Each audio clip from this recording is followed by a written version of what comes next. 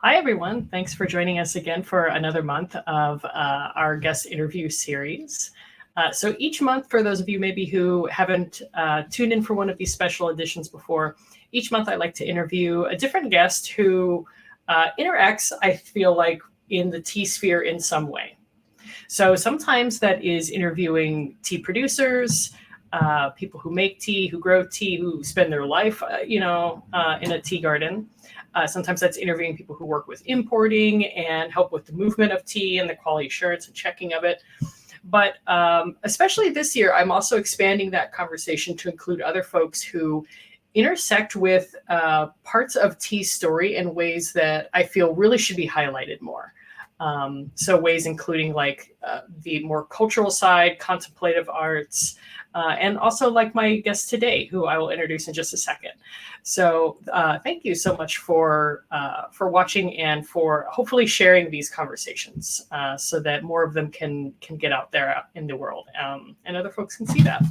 So my guest today is a longtime friend of mine who comes from coffee. So coffee and tea are kind of like PB&J, right? They go together. They're, at some of the best cafes in the world together. They share a lot in common in terms of world history.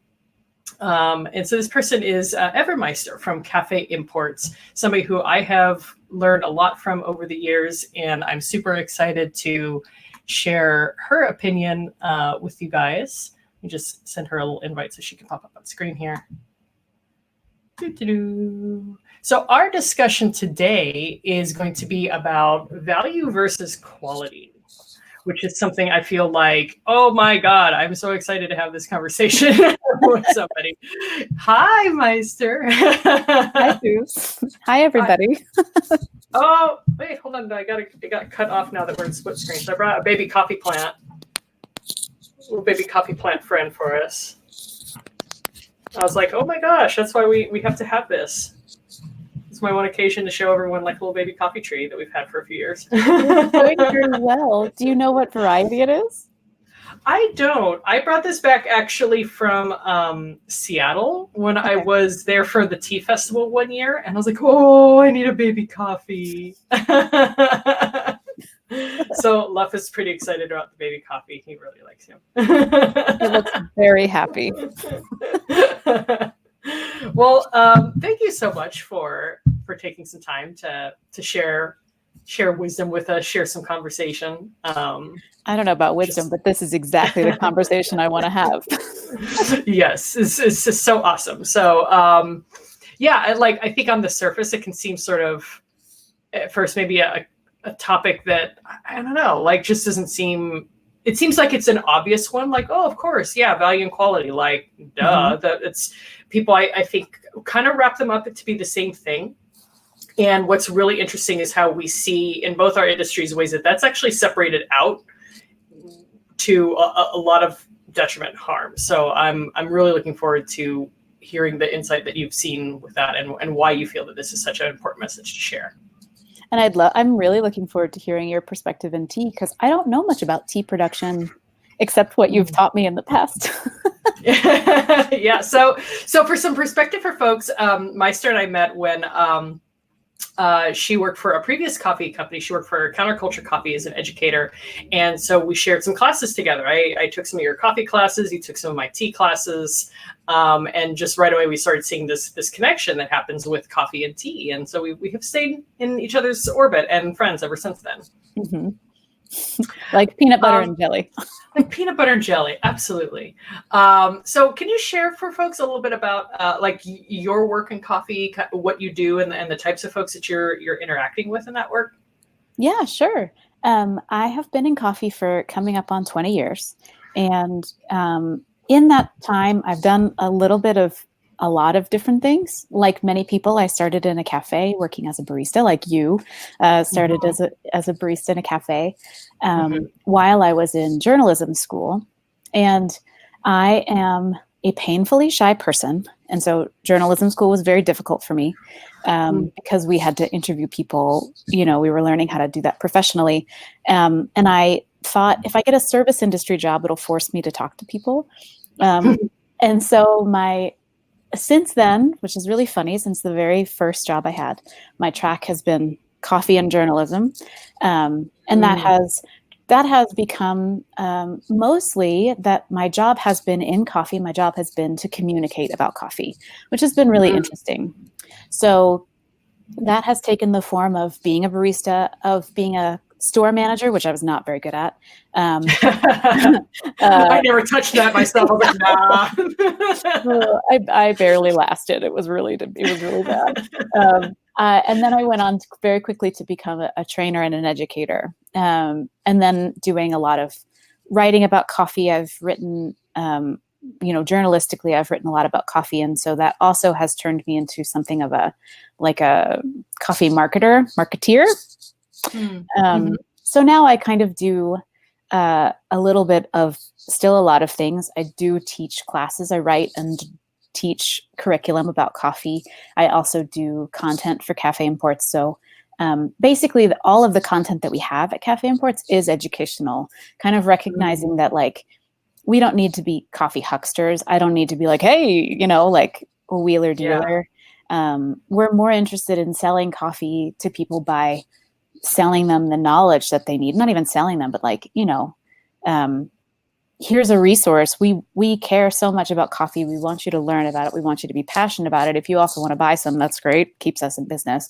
But so that's my job, is to communicate about coffee in every way. And in the meantime there, I also wrote a book about coffee. I guess that's worth mentioning. Right. Ooh, yeah, that's right. About the history of coffee in New York City, which was really fun. A lot of work, but really fun. And that's I find that so interesting how like we have this also this shared history of journalism, and how that training is manifested and used in a totally different field, but in ways where you really see those parallels. Well, it's interesting. I have always thought, and I have the feeling that you've always thought this too, Suze, which is that in order to be an effective teacher at all, you need to first be a really curious person and a student. And one of the things that I have always really valued about the journalism that I've done and studied, and the people that have been my mentors, is that their philosophy has always been, you are just a cipher for someone else to tell you what they think and what they feel and what they know. You don't have to be an expert. You are asking an expert for them to give you, some insight. And that has been so helpful, I think, in my career in coffee, because coffee, like I'm sure tea is the same way, coffee's full of opinions, like people with really big opinions. And if none of us listen to each other's opinions, then we're all just kind of repelling each other. Everyone's just, their voices are just bouncing off of each other. So if you can be the person who's like, I'm going to listen to all of you and make a decision based on as much information as I can glean, it's very different from, oh yeah, I have an opinion too, Right. So that's kind of been my philosophy and my approach. And I think that journalism not all journalists operate that way. Yeah. Some are there basically to be the opinion as opposed to be the collection of it. But yeah, that's awesome. I also think that it's a helpful practice and skill to have for those of us who are more on the quiet, shy side, and you want to participate, but you're not there to hold court. Really, you're there to hold space, and you want others to feel comfortable coming to the table doing that as well. What a beautiful way to put that. I love that. Thanks. So what do you tell me, what do you love, like currently right now, what do you love most about the work that you're doing now? And has that changed over the years as you've started to do different things, or is it still kind of consistently the same things that drew you to it are what keep you here? I think fundamentally my personal mission in coffee has always been the same, which is I want to make coffee more accessible to more people. That has meant a lot of different things over the course of my career, especially depending on what kind of audience I'm working with, At first, it was very much consumer facing, wanting to demystify coffee for customers in the cafe. Then working for a wholesale roaster, it had a little bit more to do with like making it accessible to baristas, training them how to talk to customers, training them how to be involved in the coffee industry and how they can use their barista career as a way of like really advancing and becoming passionate about this niche thing that we do. And then now working in green coffee for an importer, it has a lot to do with education and access to information for roasters, and then for people who are curious about supply chain stuff. So I have different access to different information, and so the mission is still the same, but the focus that I get to have is a little bit different. And I find that these days my interest is more about thinking critically about what we do in the industry and as consumers and how all of that is part of a piece rather than, grind this, dose it, tamp it, extract it. I'm more interested now in some like bigger picture, why are we doing this kind of stuff, Totally. And I love coffee so much. One of the things that I love the most about it right now, that was not the case when I was first in the industry, is that there's not a single easy thing about it. It's not easy to buy. It's not easy to drink. It's not easy to accept into your life. It's not easy to do ethically. And that challenge is really what's driving me now, I think. That's amazing. Yeah, I love the idea of being motivated by the challenge of that. And I can really relate to that. I've been sharing with some folks, I've had these experiences, especially over like the last year or so, where I've just really gotten sensitive to it, where I'm very aware of if I'm sitting with a group of other colleagues that we're tasting some teas, and I'm just like, man, we are just analyzing the crap out of this tea right now. We're not like really in it. We're not really enjoying it. We're not thinking about the larger picture of it. And so I've also moved beyond the days of, dose, grind, tamp. Like just, not that it's not important. And I guess that's the thing is like that set of, tools and skills gets you to a certain point. And then if you want to go further, you're going to have to learn how to feel and tap into different stuff. That will not carry you for the rest of the journey. You still need it, but it's not it, And I feel like maybe people stop at that and then they don't go further. Yeah, I do think that probably with any career, and certainly I've experienced this in things like coffee and food and beverage, there are certainly plateaus of knowledge and experience that you have to reach before you can start to think critically and more analytically. And the first one is like, how do I make this thing? Literally just showing up. I got to make something that somebody can consume. The next thing is like, okay, where does this come from? I'm going to learn some more basic supply chain stuff. The next step is like, how does this fit into my world? How does this fit into the universe that I exist in? But you can't do that before you have the first like, wow, this is a product I'm really interested in. You have to like start with just being interested in it and compelled for a totally basic surface reason before you can get to like, okay, now I can evaluate my choices. And this is true of everything. It's true of relationships, right? You like meet someone, you think they're cool. You have to start with that before you can sort of think like, where does this person fit into my universe? Yeah, right. Exactly. Everything's a stage. Everything is a stage. And, maybe there's ways like that we can get people to at least consider some things earlier. I find it also kind of funny that we're both around sort of like the 20-year mark of doing this. And now it seems like that's the stage where it's like, okay, things need to change. And so it's not telling somebody that you have to work in tea for 20 years before you get to that idea. But, maybe there's ways we can access this earlier, but it comes in stages of learning. You can only accept so much at one point. Yeah, well, I'm very slow. I'm a very slow learner. So don't take me as an example. So from like speaking of on just about education, so I think from the outside perspective, people in tea always really look to coffee as like the model, right? Because there's so many different organizations that provide very specific career-oriented training. Like you're interested in green buying, here's a program for you. You're interested in roasting, here's a program for you. You want to have your own cafe and you need to learn some management, here's for you. So on one hand, it all just kind of, it just kind of seems magical. There's something about it that like over so many years of really hard work, this has come together.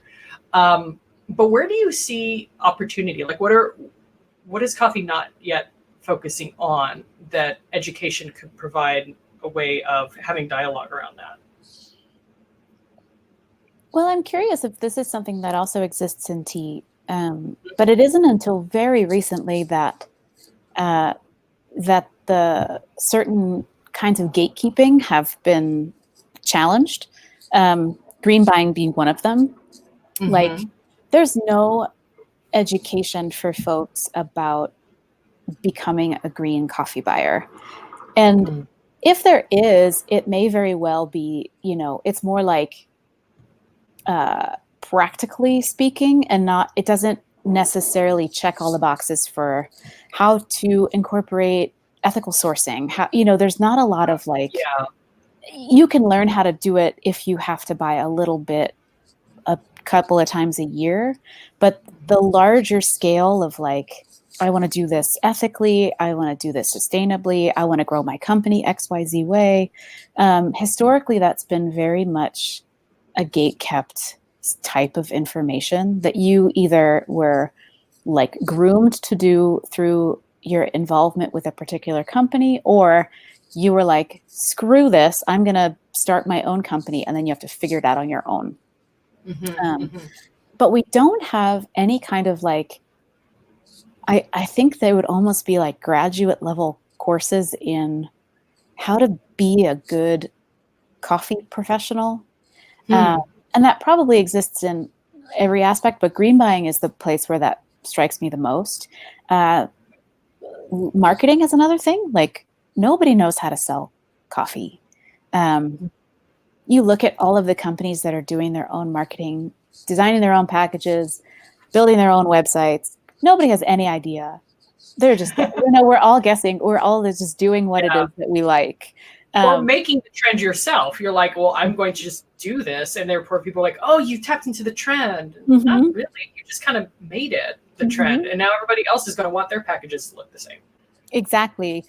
I think probably with tea and certainly with coffee, we as professionals in the industry are it's a lifestyle job. You and I are in lifestyle industries, right?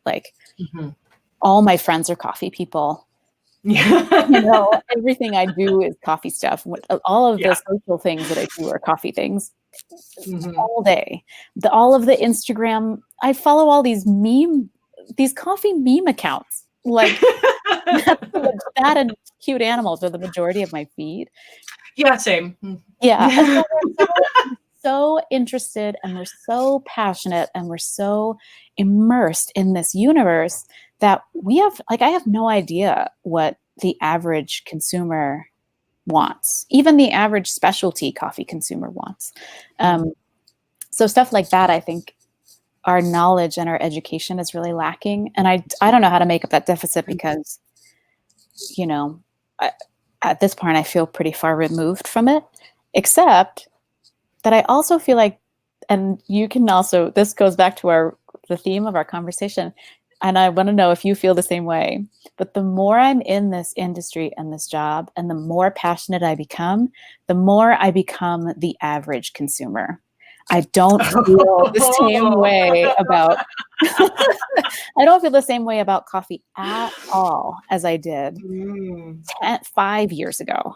I am drinking full decaf.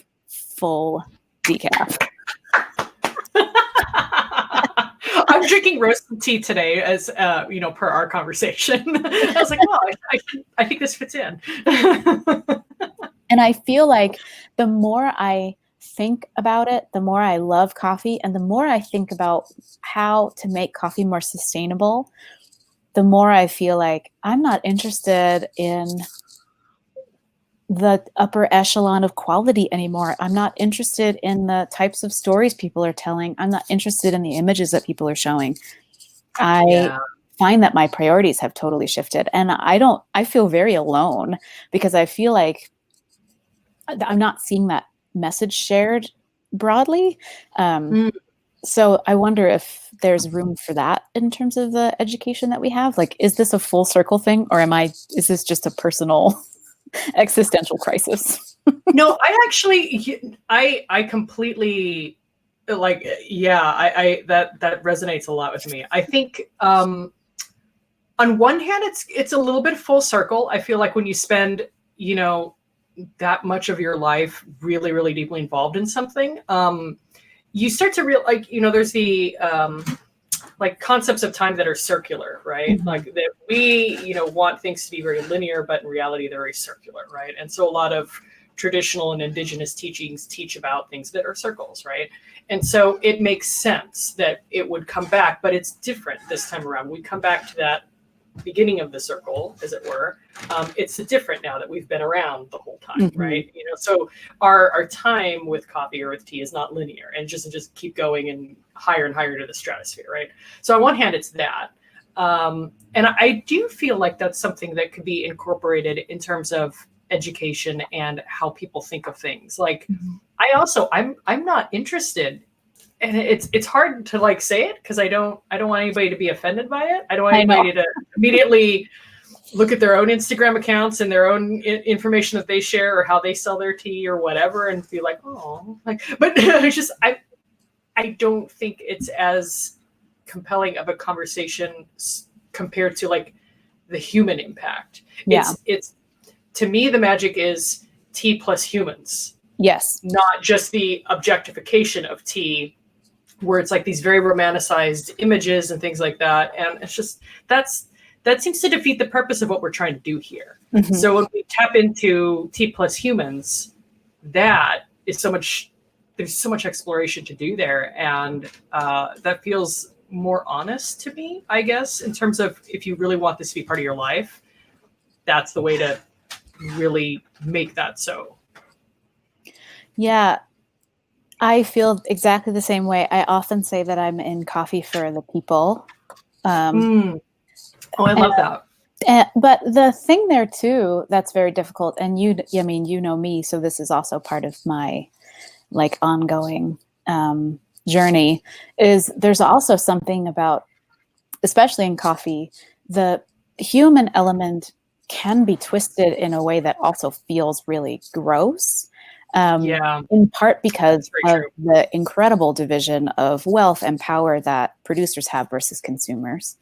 Right. And so that is the other really tricky element there, is like we're looking as an industry at how to humanize coffee, but I think there are so many ways to do that, and not all of them are very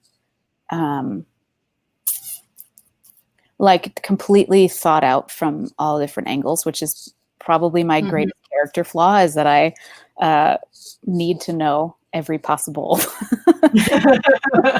outcome and consequence of a thing. But yeah, so there's that too. So, I mean, yes, absolutely. Coffee plus people, tea plus people, but really building into that the knowledge about the power dynamics that exist because of the way that the market operates, and the way that if you don't simply accept the idea that it's the people that matter, and you still hang on to this idea that's like, well, also I really want high quality, then you're also equating the people's value with the value of the quality of the product that they can produce. Yes, that's where that becomes really messy. Oh, yes, absolutely. Yeah, I mean, and it's I found, I mean, I guess for me, some of the strongest growth that I felt I was able to do was in interacting with what I like to call tea adjacent fields. Mm-hmm. So folks who don't have a direct involvement necessarily with tea, like they don't sell it or they have a business with it or anything like that, but the language that they're using to interact with people and the type of people that they serve and their means for what they mean by being called to serve are something that could relate to tea when you look at the history of how tea is so much a part of cultural identity for people. It's not just a commodity, you know? And being able to, like, you know, I mean, like therapists, for example, or movement arts teachers, people who are artists and creatives, like folks who think about the relationship of humans in society and how we help them, people who work in social justice, people who, you know, are community organizers. Like for me, that's where some of that growth really happened, was being able to see like, oh, you know, when I expand outside my circle of just knowing people who work in tea and coffee, to people who also handle other elements of humanity, now I can start to see how, okay, possibly there's a way forward in enriching tea education with these elements. Because that way, otherwise you're just kind of producing it in a vacuum. Who are you making this coffee for? Who are you making this tea for? If you're not really thinking about the people on the other side of that, where it goes. And that helps you to think about where it came from too. And how it, like you say, it gets really messy when we apply these value-centered dynamics to that, because it's so objectifying, and we don't mean for it to be, but that is what it becomes. That's really interesting. I think that you just touched on the other piece, which is the fact that our obsession with quality as a value makes these products that we love so much, that have such cultural significance to so many people, and not even just cultural significance, but like daily significance and like a very personal idea of self. The more we obsess about this idea of quality, this esoteric idea of quality, and that quality and value need to be equivalent, the more we make it inaccessible to people who can't afford our idea of quality. And oftentimes those are the people who have relied on these products the most, who and who we've commoditized the product that they have a relationship with in order to make money off of this product. Now we're trying to take it back in a way that turns it into an elitist product that also eliminates their access to it. And then we villainize them for saying, you know, if people didn't drink bagged tea, right, then the world could produce better tea. Then producers could focus on making better tea, rather than saying, like, there are people who can only afford bagged tea. And there are farms and producers who make both. There's a lot of them who make both. Like they produce product that is for tea bags, and they produce product that is for really fancy grade specialty sale. And so it's not always like this black or white distinction. No. And I love that messiness. And that's what I like, want people to embrace that messiness and be comfortable holding space for both. Exactly. Because not everything has to have like this or that, you know? And there's a way to do both well. We're not quite there yet with the commercial side. And I don't know that we have much power on the commercial side because, you know, the neo-colonial capitalist history of it is just a little bit outside of the specialty tea and specialty coffee's hands. We don't have the market power to do that. But I think the more people who are on the specialty side of both industries who recognize that we're dealing with an agricultural product, and every producer on earth has different stratified levels of quality, and they need to sell all of those stratified levels of quality to a marketplace that's just as diverse as the product itself, we can make space for all of these different ideations of value and quality while not eliminating that person's access to the market that makes them a fair living. It's just more work, and it's not as sexy.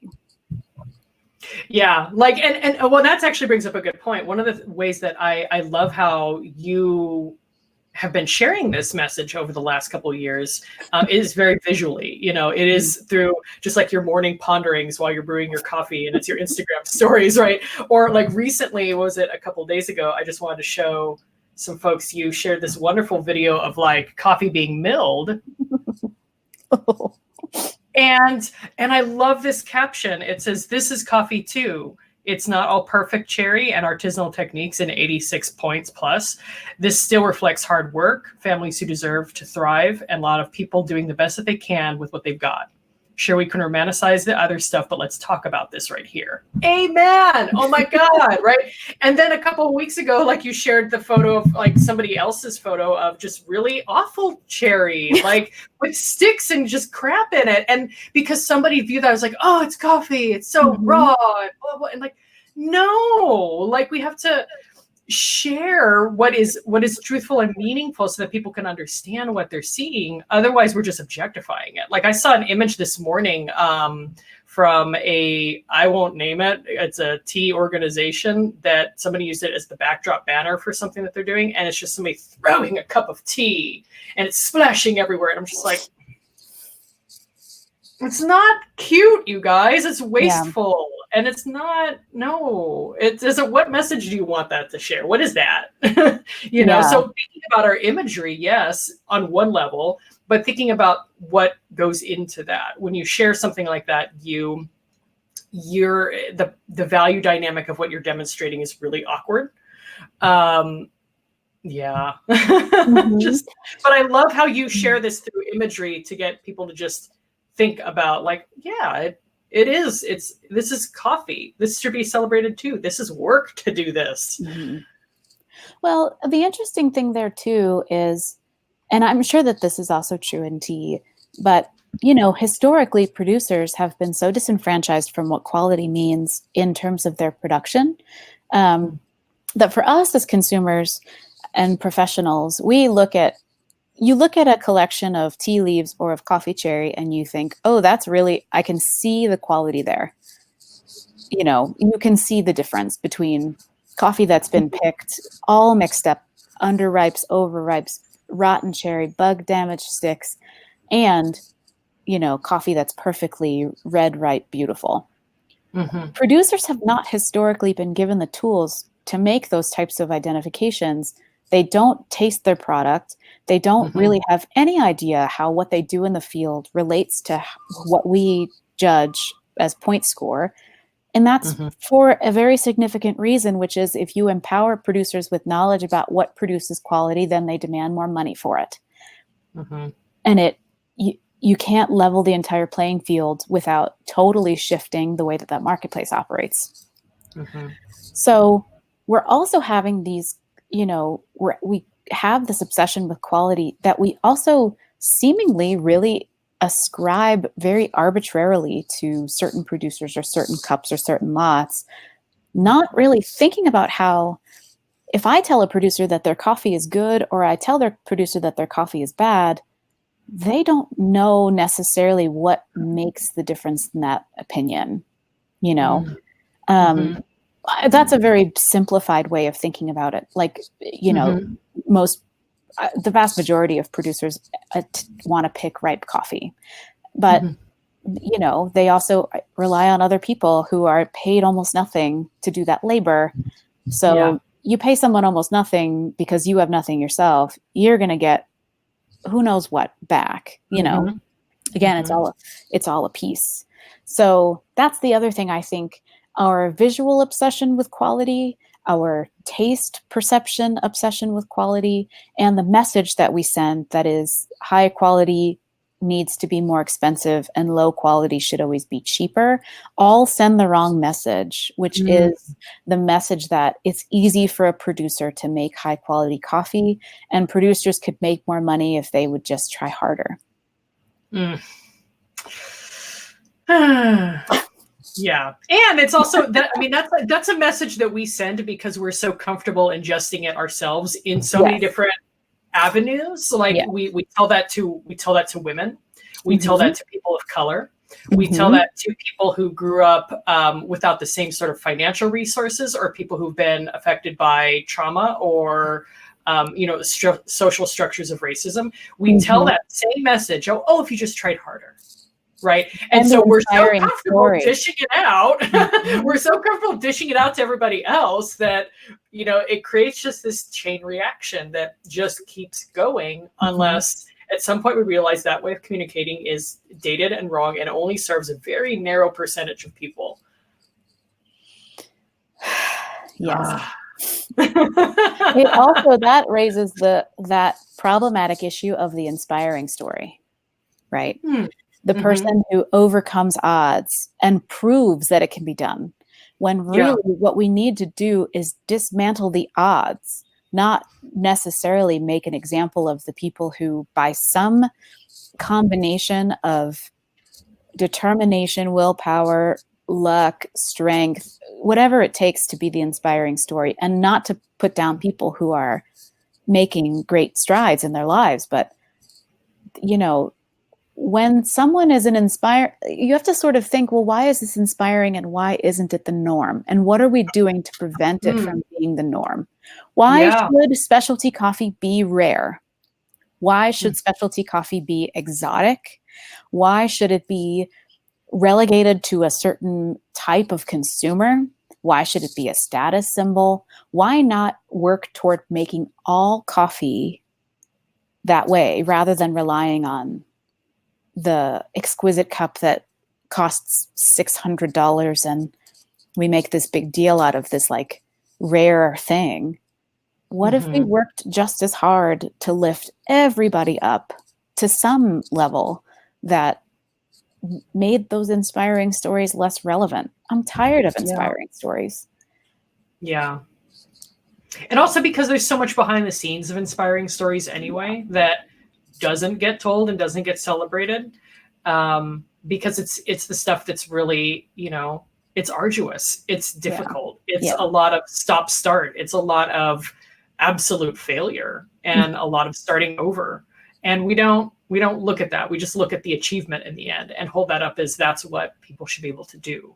And it's wholly unfair, and again, that's a narrative we're comfortable with because that's a narrative that we apply to so many other avenues in our life. We do this all the time. Yes. And especially for us in different areas of the coffee industry, my work is judged very differently from a farmer's work.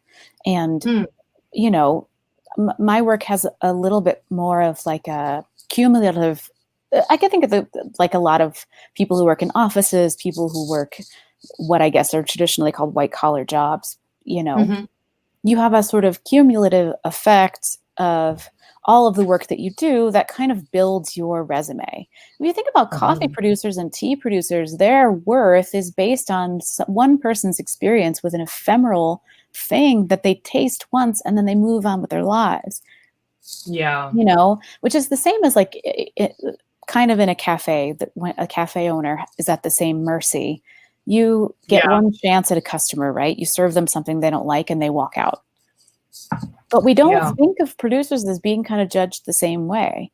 And anybody on earth who owns a coffee business would say like, oh my God, give me another chance. And we just don't give producers another chance, No. And especially what's really a point that I often like to bring up in classes about comparing, coffee and tea side by side is that coffee, for producers, they get literally one shot in a year because it's a fruit. It's you get one chance to do this right. And then you live with the consequences of what somebody else thought of your efforts. Yeah. In many places, tea is produced year round. In some places where it's not produced year round, it may be, even if it's highly seasonal, you still get multiple chances because you're harvesting it like every week and a half. So you make some tea and you have this batch and you can improve the next batch. Now, true, you can't adjust for growing conditions and weather and how you're managing, your inputs and things like that. Even your equipment, you may not be able to change that within a year, but you could still make little small movements that, somebody might say, well, this batch is kind of what I'm looking for. If it were a little bit more like this, I can make that for you. I can literally do it in this season for you. Coffee producers don't get such grace. Yeah. They get one shot. And that's really like, damn, you know, like, oof. Let me ask you a tea question as well. I should know this because I've taken classes with you before. But do most tea producers have some control over the processing as well? Do they do their own drying? Do they do their own, control of the oxidation process? That's a great question. So let me see, like, I'll give like a really quick, like little mini answer for that. Because it's really interesting to consider the differences. So tea, depending, very largely on the country of origin we're talking about, like China, for example, is almost entirely smallholder production, so the people who pick it are also the people who process it. Okay. In some places, though, like India is a great example of this, where you have these very large estates. You have people who are employed to pick it, who may or may not have regular employment with that estate. They might also be migrant workers. And then the people who make it are entirely different. Okay. And so that separation has been something that I think increasingly in a positive way light has been shown on that, of trying to equalize that. So for example, one producer I really like buying from in Nepal, where most, like, traditionally you wouldn't have women doing some of these managerial jobs, and a managerial job would be considered like making the tea, right? Women pick the tea, but men make the tea. Mm-hmm. In this producer's case, women also make the tea. It's a very equalized mixture of training opportunities for both genders, to be able to gain skills that gain higher employment, but also be able to have more of a stake of ownership in what they're producing, right? So you're not just a migrant worker who's picked to make, or paid to pick leaves, you also help produce it. But even still, even in cases where it's the same person or same, producing community that picks and makes the tea, in some cases, there are still subset people who have a different role. Like Taiwan's a great example of that, because roasting is such an important part of finishing a tea, that you have people who take you could almost call it like raw tea. You could drink it. It's finished like oolong, right? It's dried. You could sell it. But from the producer's point of view, the person who grew it and made it, it's not quite done yet. He gives it to somebody who roasts it. And that process can take weeks or months. Oh, wow. So it's like its own whole separate art form, right? So the chain of involvement, of like sheer humanity that's involved in making tea, is really intricate. And I feel like that part hasn't been highlighted enough, because we focus so much on the leaf in the garden. Mm-hmm. And without the context of, okay, well, who picks the leaf in the garden? And that's often not the same people who make the tea. And do the people who make the tea, who do they report to? Who actually determines what is good quality, and who determines what that tea will be sold for when they meet with a buyer? And how much cross-training opportunity really happens for those folks, so that they can all work together to really understand the identity of their garden. And another point related to that is that in some countries, there is such high internal local demand for their tea that what I think is really amazing, they set the terms for how much that tea is sold for, right? And so it's almost like I tell people that in some cases, like, it is our privilege that we get to buy from them, because they don't have to sell to us like cheap Americans, right? Like, we are not their main consumer. We are not their main customer base. But that's not the case everywhere, in still the very large percentage of what is produced is by contract, and, the buyer sets the value of what they're buying, much like with coffee, where you struggle to have those two things come together, where we need this much to actually stay afloat and to, keep people, financially secure, and not have to deal with, the dry season where there's no work. But this person is only willing to pay this much, right? Mm-hmm. We don't always have instances where that's people coming to the table in equal conversation, but it does exist in some places where there is much more equal conversation, because the producer is, their work is so valued locally, and people pay such good money for it. They don't need to sell to anybody else, honestly. It's very interesting. Yeah, that also really is a different conversation than in coffee, where in a lot of places in the world, smallholders are beholden to another entity to finish their coffee. And in often cases, they sell that coffee to whoever it is who then finishes it in the wet mill or in the dry mill. And so even if you do everything right at the farm level, you can pick these perfect cherries, the moment you turn that over to somebody else to do, especially if it's a toll, if you're tolling out the processing, they're not as invested in your success as a producer as you are, so that's a very interesting sort of secondary consideration about how much does a producer who is not just a farmer, but who is only taking, has control over just the harvest. How much control or power does that person have anyway to their finished product, without already having the resources to invest in having more control? That's really, that's another consideration that really alienates so many millions of people.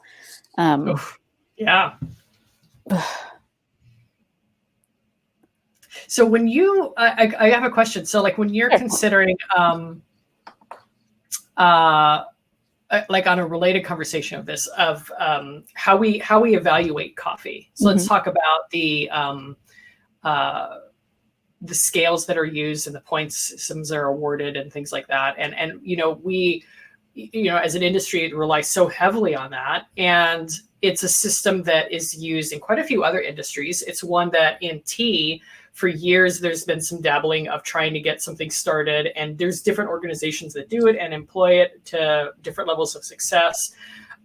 With tea, it's really challenging because there's just so much variety. There's so much variety with tea, and there's so much local origin preference that may or may not be for the market that you're evaluating for. And so that difference of opinion, like how do you consider one superior than the other and things like that. But when you how do you feel about the point system in coffee now? And is there a way that can be evolved to include value as something that, like, can we quantify value in a system like that? I don't know. The tricky thing is I haven't landed in my own evaluation of what I'm struggling with in coffee and the ways that we ascribe value. I haven't landed on anything better. I think,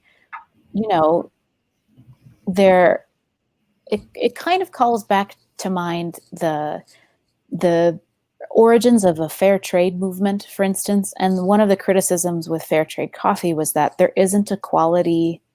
There's never been really a quality expectation. A quality expectation for sure, in terms of it has to be exportable quality. Like, it can't be full of sticks and pods and, animal teeth or whatever. Like, it has to be exportable coffee.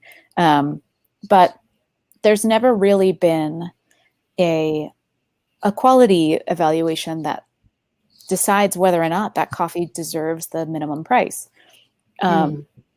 There's all kinds of pushback against that. And obviously there's been a lot of pushback against fair trade as a movement, which I don't necessarily believe in. The pushback, I mean. And, the argument is always like, well, how do we incentivize growers if we don't reward higher quality with higher prices? And I see people's logic.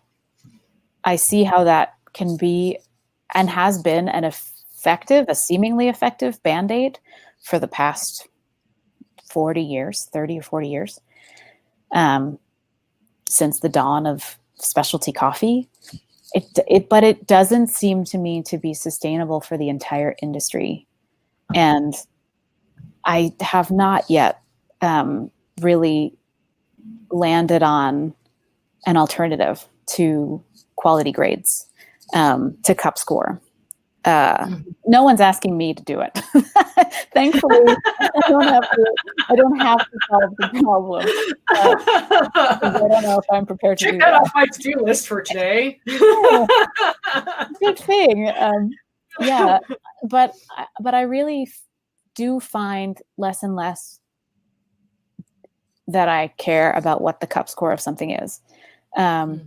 Because some of the most exquisite, highest cupping coffees in the world are grown the least ethically under the most corrupt national systems, where people are essentially slaves to the coffee industry because they, they get financed by an exporter, which means that they're beholden to sell that exporter all of their coffee, which means they may or may not make any profit because they're literally just paying back a loan, which keeps them in a kind of servitude to the coffee that they're growing.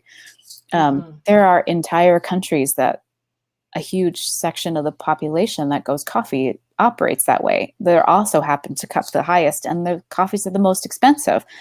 But those producers aren't making that money.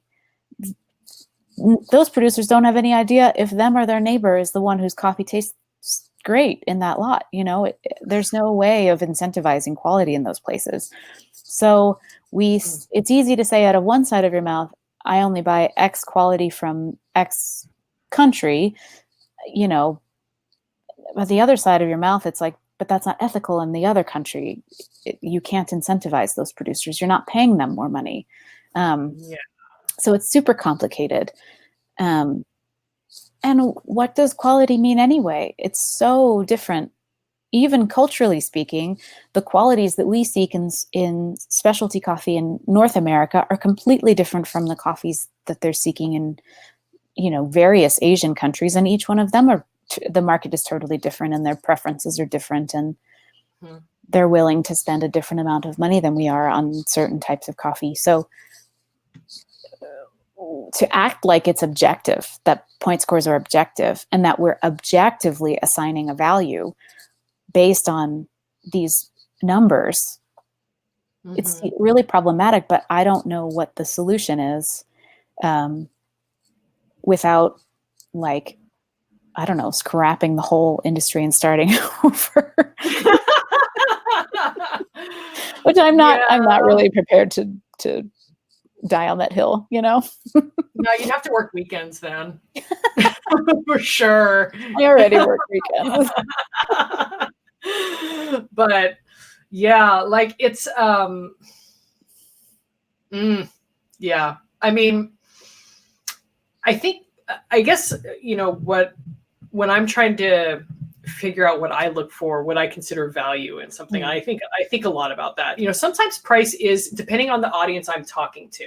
And I try to mediate it that way. Like, who am I talking to and what will serve them best? So, because accessibility has increasingly been a key theme for me as well. And accessibility means a lot of different stuff. Sometimes it's just location based. Sometimes it is what serves somebody best in terms of their lifestyle, their community that they're in, their own, the healthy habits that we're trying to support. And sometimes it is financial. So sometimes I can say, this one I consider a value tea because it's underrated. And by underrated, I mean, it's not the most popular thing everyone asks for. So it's kind of a little sleeper, but it is absolutely ethically produced. In some cases, it might be something that is embracing a local tradition of this is how that tea is made.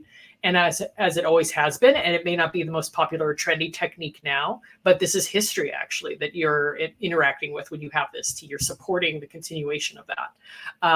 It may not be the prettiest looking tea, but let's taste it, and let's taste it next to something that does typically have a more conventionally higher,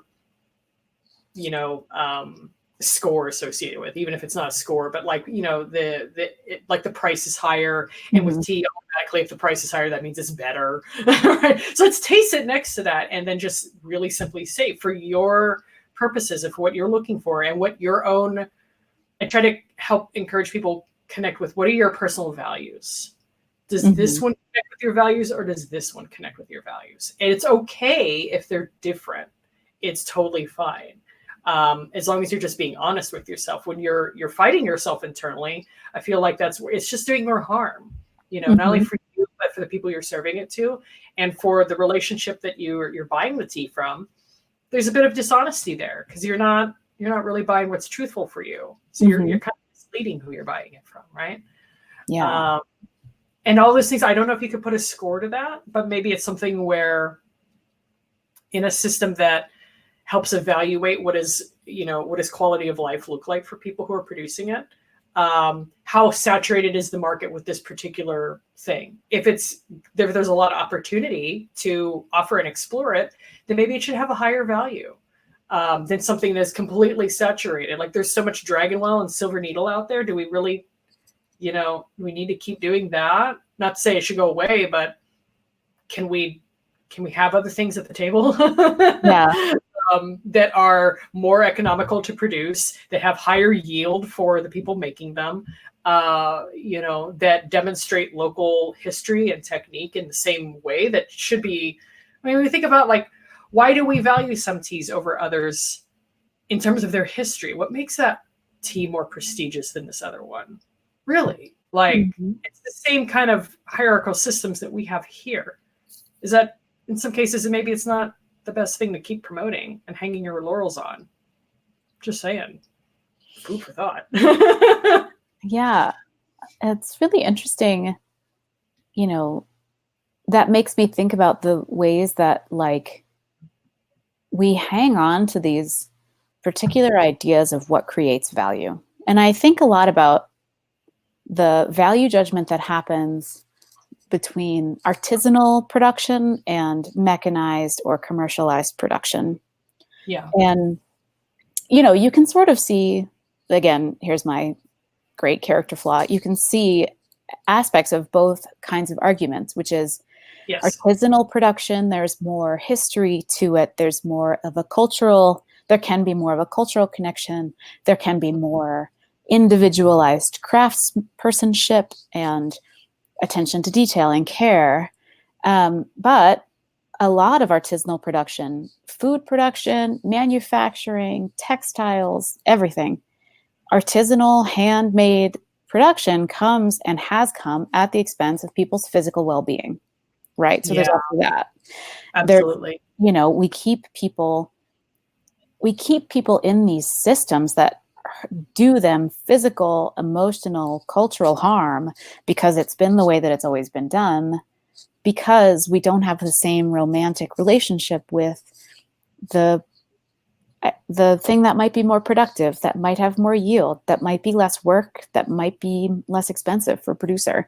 We lose a lot of the attention to detail. We can lose some of the quality, but we also, as a society of consumers in the global north, and I think I only feel really comfortable speaking about the United States. I don't even know if I would feel comfortable speaking on behalf of North America. We pick and choose the things that are acceptable for us to abandon our obsession with this artisanal idea of a product, because we also want it fast and we want it cheap.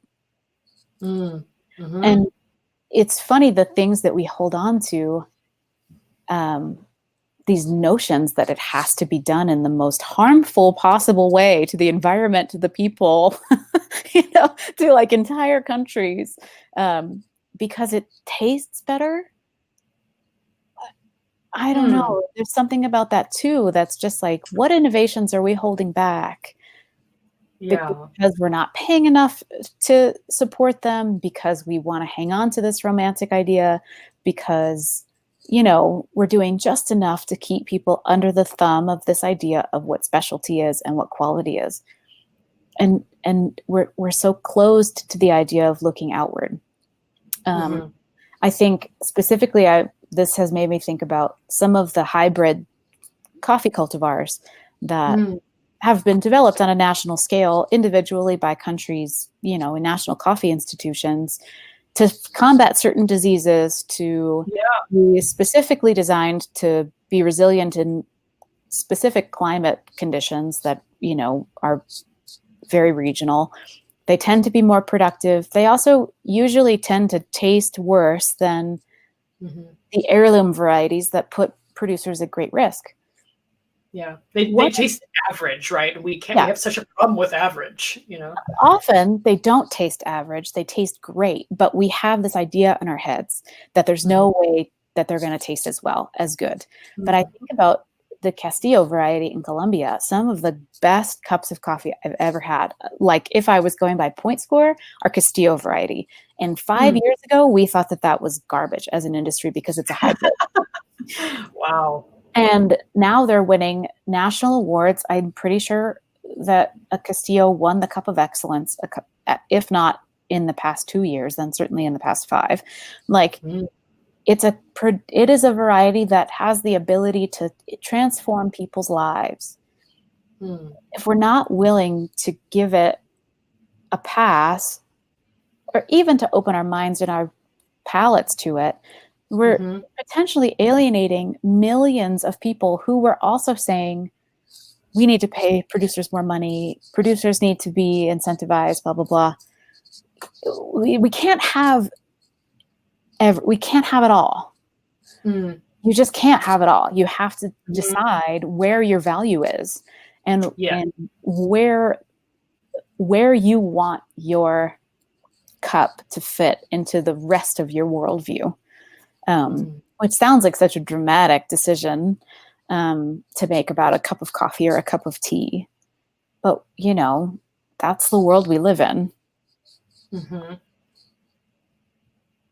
Yeah, I mean, and it's something that I think people can also consider that it evolves with time, it's situational, and it's something that can be done in balance, right? So just because I want to have this, special artisanal harvest lot of a dragon well, right, doesn't mean that all of my cups need to be that.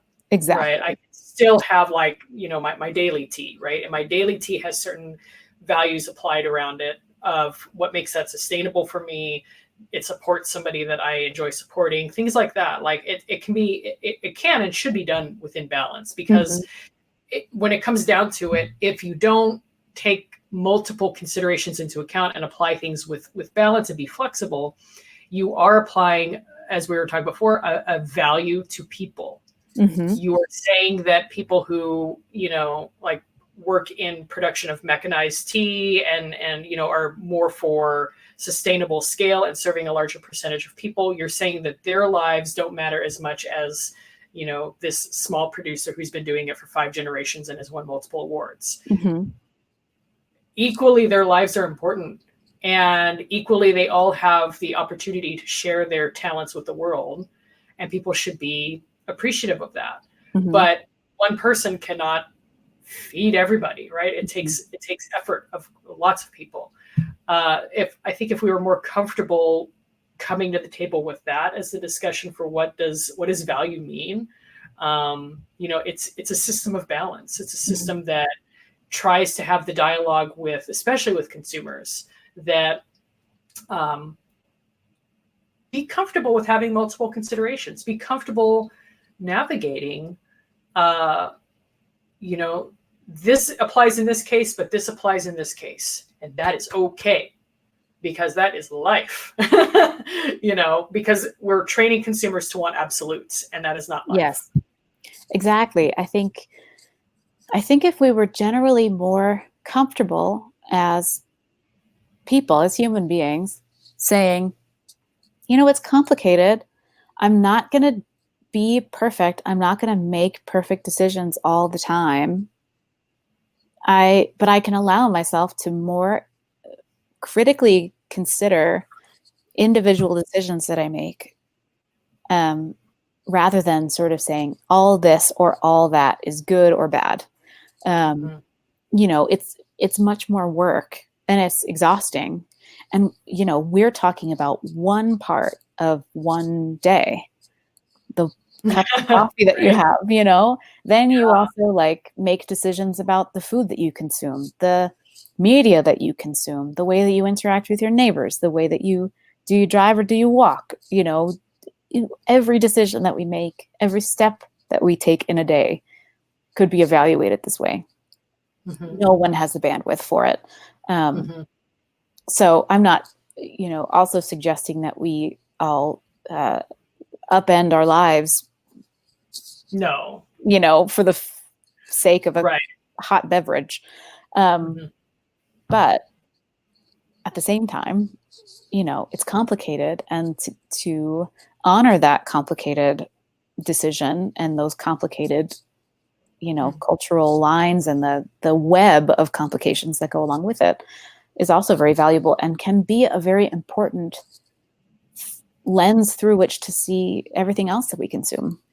Absolutely. I think it's one thing that occurred to me just now is that it's a lens through which to see intersectionality, which in terms of social relations can be a very difficult concept for people to take in and to feel comfortable with. It exposes a lot of, some rawness for people.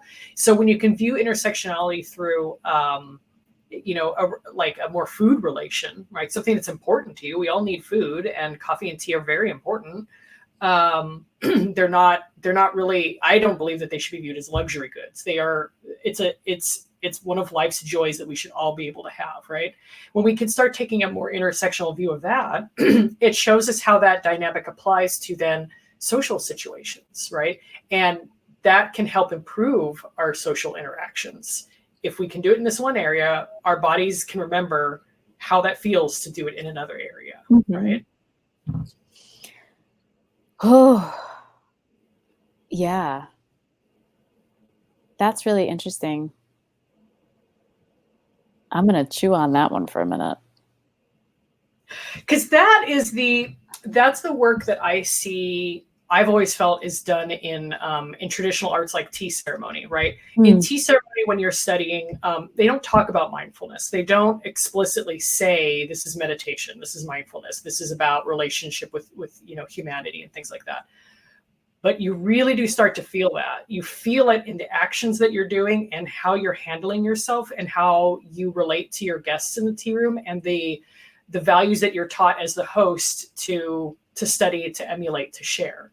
You see that what you're doing is affecting people with even just your presence in the room. You're affecting them, and you're together creating an experience and a moment in time, right?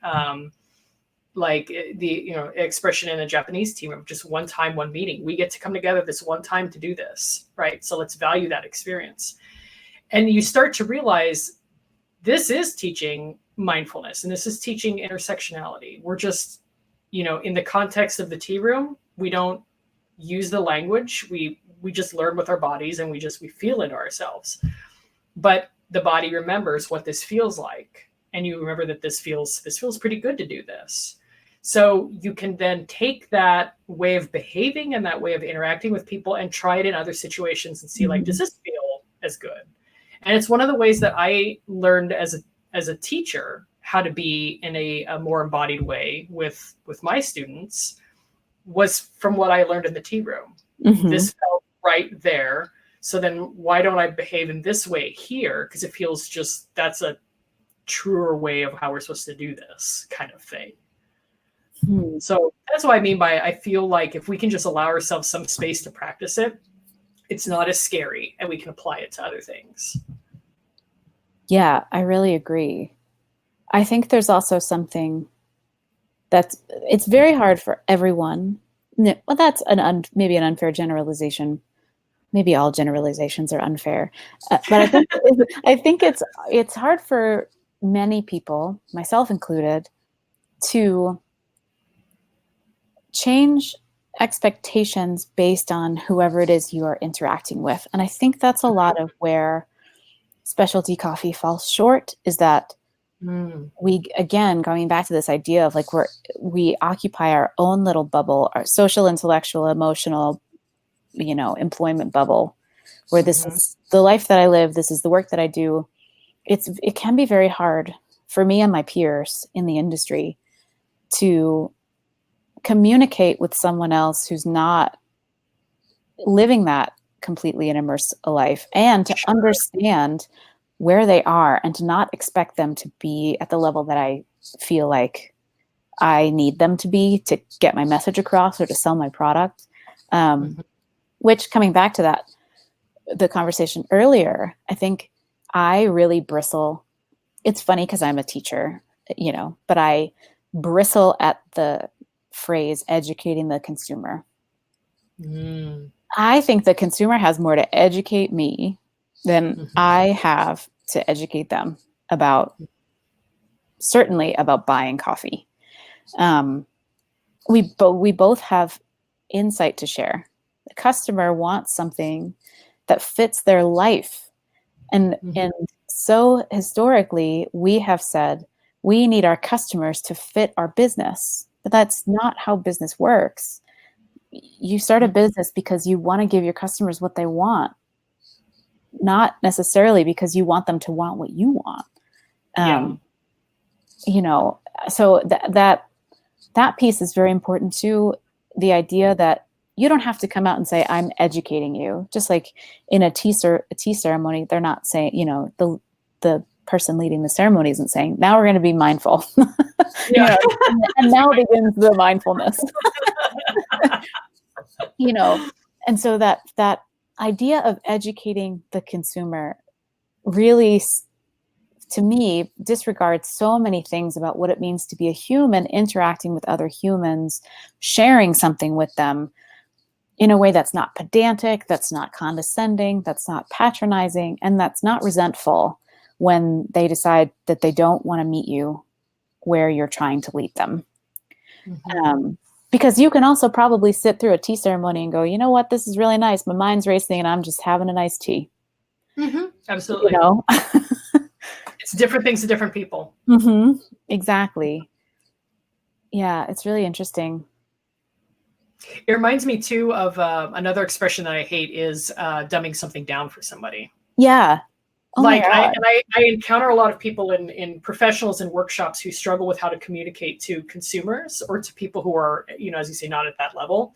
And they view what they have to do as sort of like paring something down or dumbing it down. I'm like, no, it's just being a better damn communicator. Yeah. It is meeting somebody where they're at and showing up for them. It's like you're qualifying this information as higher value than this information. And that has a trickle down effect to how you view everything. If you start doing it here in the classroom, you view your coffee. This one is better than this one. Why? It just is. Like this one has these qualities that rate higher.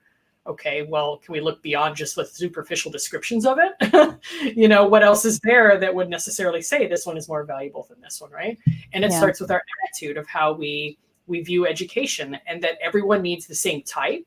Everyone needs to be at the same kind of, and even when I say level, it's like, well, level of what? Are you applying level of their intellect or level of how much they know and they understand, or level of how they use it every day? Do you really expect they're going to do this at home, what you're doing here, and that this is the best and this is not as important? Like, what are you implying here?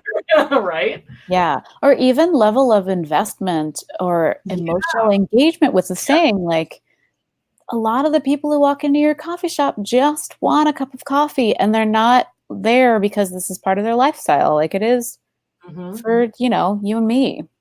And I can't expect everyone who walks in my business to have the same amount of care and consideration. That's why they choose my business, is because they trust me to have the care and consideration that they don't have the bandwidth to have, because they have it about something else that I don't have the bandwidth to have. We don't all have to have the same investment in and expertise in and care about and critical thinking about every single thing. We need to navigate the world as an ecosystem where we're each taking care of our shit, and we can trust each other to pick up, the aspects that we can't handle, because it's not possible to do everything. No. Pretending that we can has gotten us into a lot of trouble. A lot of trouble, because it forces us to simplify things as much as we can to try and do everything right. And then we do, a half-baked job on everything. Yeah. Yeah. Oh. Ugh. So Just a light conversation for you, Susan. Oh, no. I mean, I'm loving this. I think I could literally do this all day, but I definitely want to be mindful of your time. The last question I wanted to ask you, and this is when it's like completely optional if you don't feel like this is an area you can get into, but so it's often said that, I think just anecdotally, people look at in the tea industry, people look at the coffee industry, and I don't know where the hell this number came from, but they always say like coffee's about 10 years ahead of tea. Ahead of, meaning in terms of advancements in a lot of areas. So advancements in, the evaluation and scoring, evaluations in professional training options. It's ahead of employment opportunity for people and structure of jobs that are available.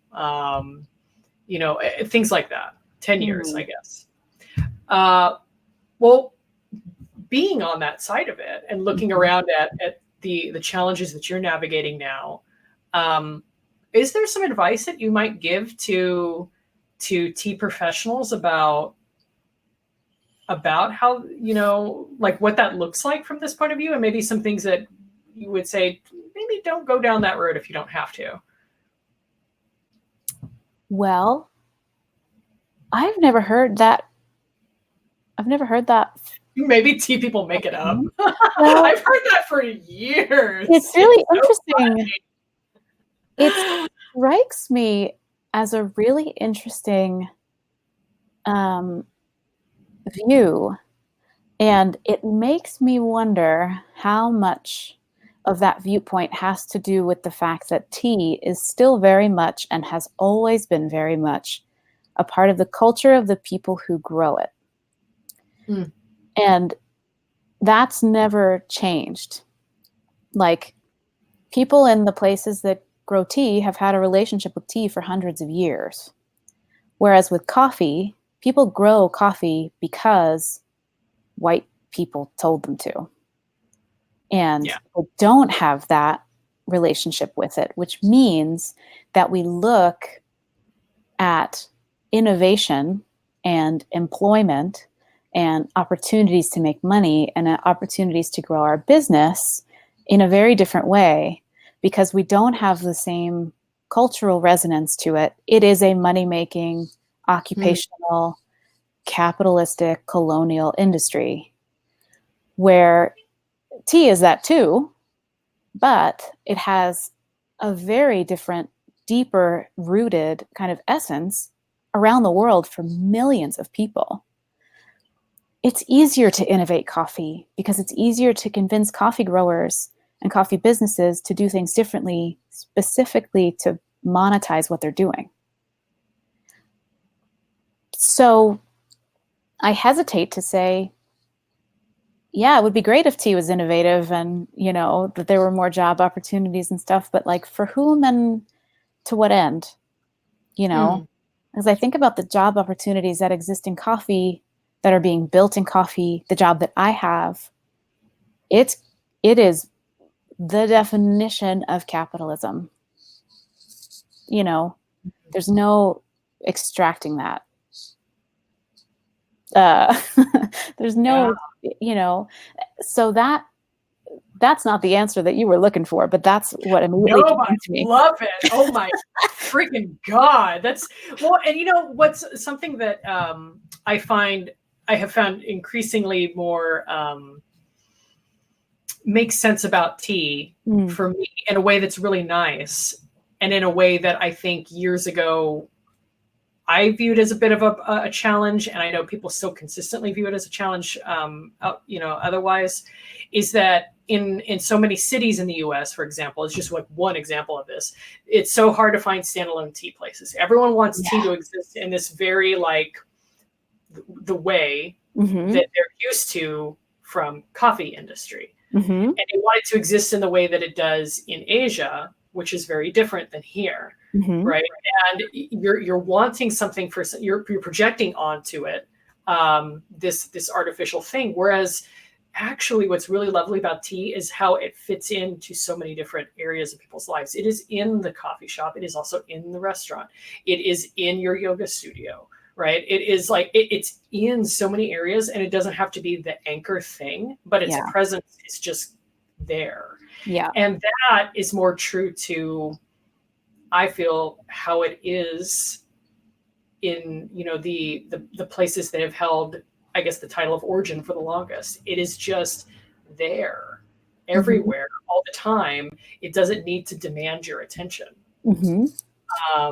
And that's hard because it doesn't fit into our capitalist ideals of what we want of it.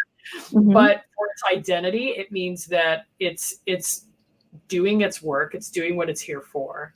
And it gives us some really interesting avenues that we can interact with it and play with it and work in it that may not look like coffee jobs, right? We don't have this training structure of these are the jobs that we need and this is how we keep this machine going.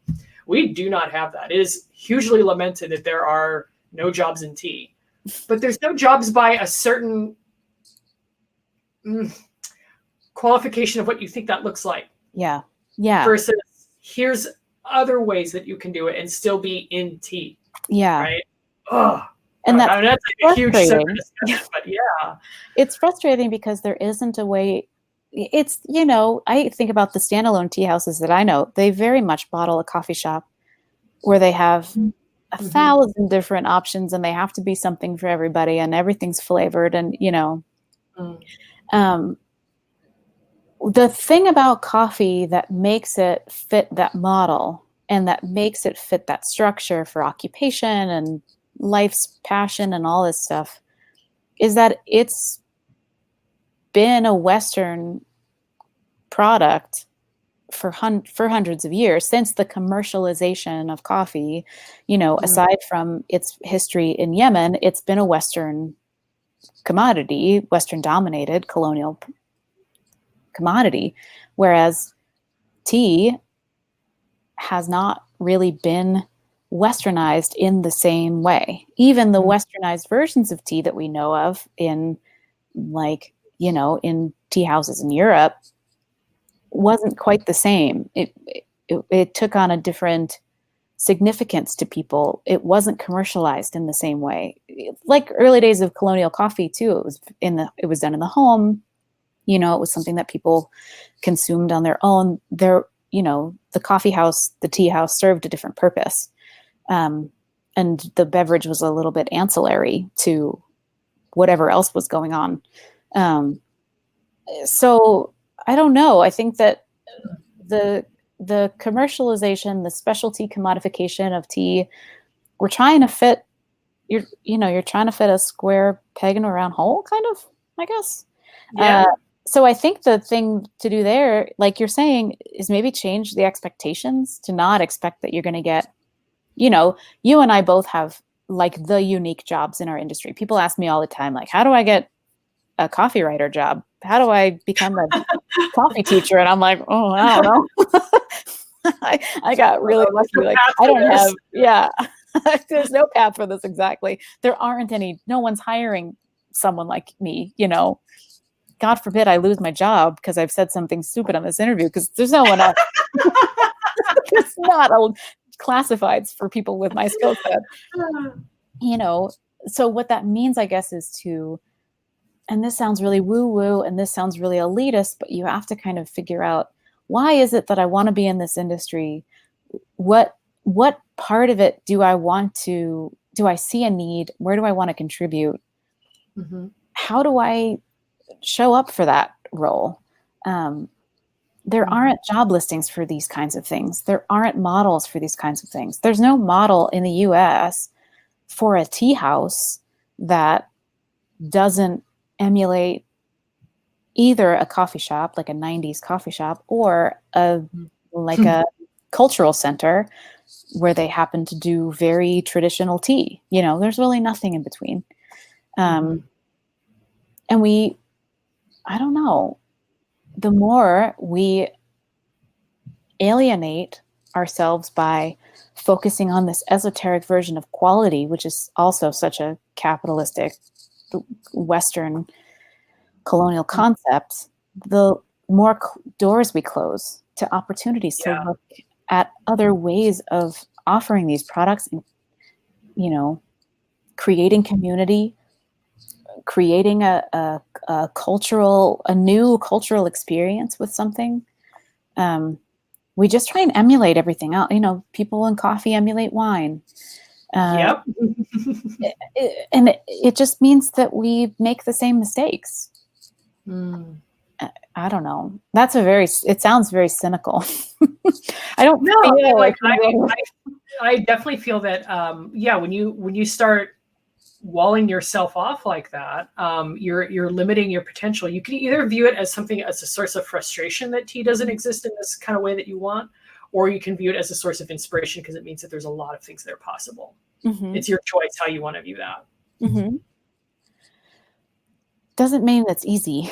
No. And it doesn't mean that I have the capacity to do it, but I do think there are a lot of different ways to explore working with these things that we care so much about, and we don't have to do what's always come before.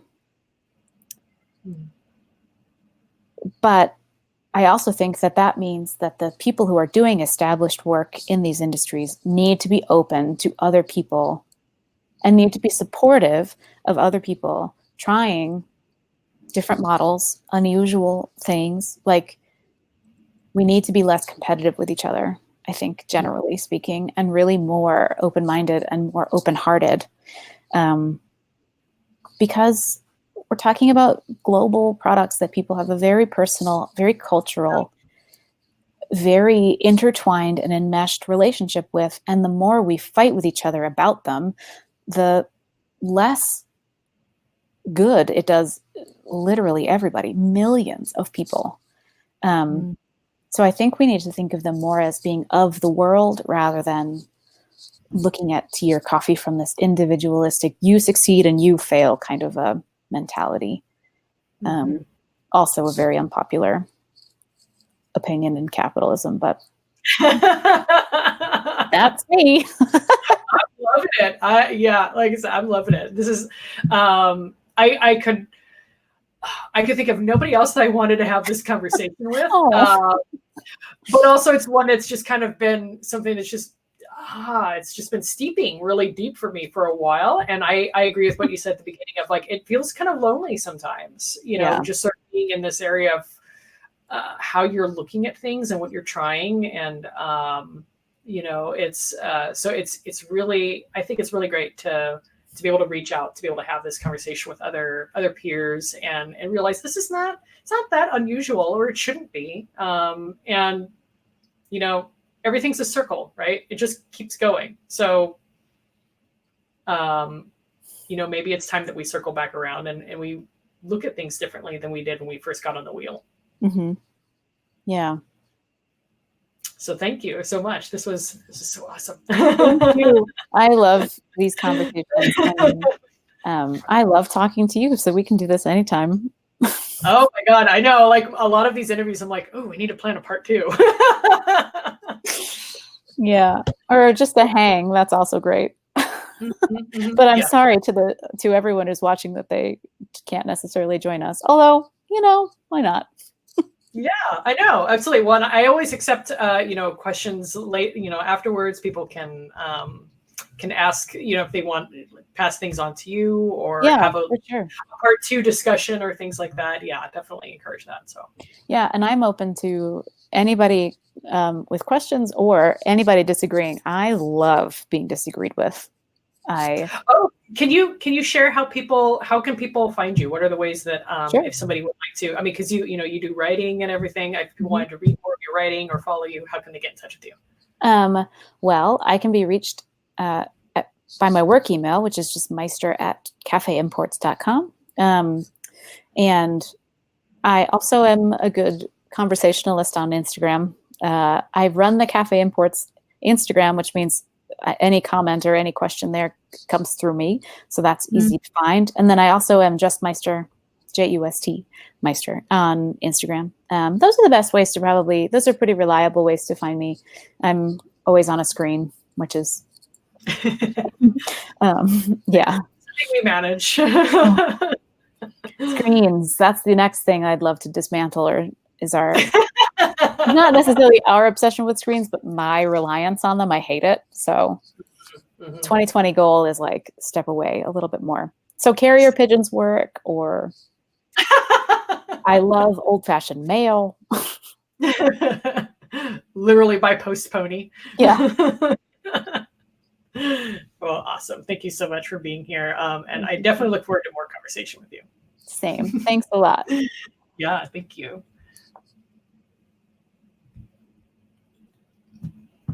All right, folks. And again, thanks for joining for this wonderful conversation. So I just want to share that the guest interview program is supported by the wonderful membership of the folks who are part of the Being Tea online community, where you can take classes with me every single month on various topics. We cover tea meditation as well as tea skills. So there's a great balance of the types of things that you can learn. New classes are posted every month, and there's a library of, I think I just counted it the other day, it's like 60 classes. So there's so much that you can engage with in terms of tea. So if you're interested, you can find me at patreon.com/beingtea. I would love to see you in class sometime. And again, if you have any questions or comments that you'd like to share about this interview, ideas for other topics you'd like to see explored, reach out to me anytime at hello@beingtea.com. Again, thanks for being here, and I will see you next month.